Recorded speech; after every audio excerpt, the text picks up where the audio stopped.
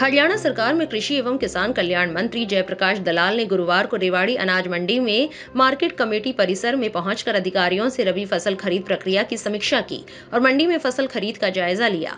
उन्होंने कहा कि सरकार किसानों की फसल का एक एक दाना खरीदेगी। कृषि मंत्री ने कहा कि प्रदेश के मुख्यमंत्री मनोहर लाल खुद रोजाना अनाज मंडियों में हो रही सरकारी खरीद की मॉनिटरिंग कर रहे हैं। कृषि मंत्री जयप्रकाश दलाल ने खरीद केंद्र पर खरीद प्रक्रिया समेत किसानों को मंडी में दी जा रही सेवाओं आदि व्यवस्थाओं का जायजा लिया और मौके पर उपस्थित अधिकारियों को उचित व्यवस्था बनाए रखने के निर्देश दिए। कृषि मंत्री ने प्रशासन को निर्देश दिए कि मंडी में आने वाले किसानों के लिए समुचित व्यवस्था सुनिश्चित कर रखे और उन्हें कोई परेशान और असुविधा न आने दे।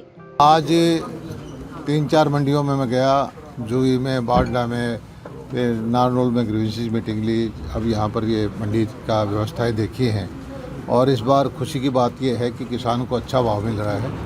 सरसों का भाव एमएसपी से ऊपर है, गेहूँ भी बाज़ार में जो बिकता है एमएसपी से ऊपर बिक रहा है, कपास का भाव भी बहुत तेज़ है और किसान के चेहरे पर खुशी है, उसको देख के हमें भी खुशी होती है। सर, एक सरकारी जो एजेंसी खरीद कर रही थी तो उनके लिए तो अगर है ही नहीं, गेहूं भी नहीं खरीद पा रही और सरकारी एजेंसी का काम है स्पॉट प्राइस देना, उससे नीचे भाव जाए तो हम खरीदना।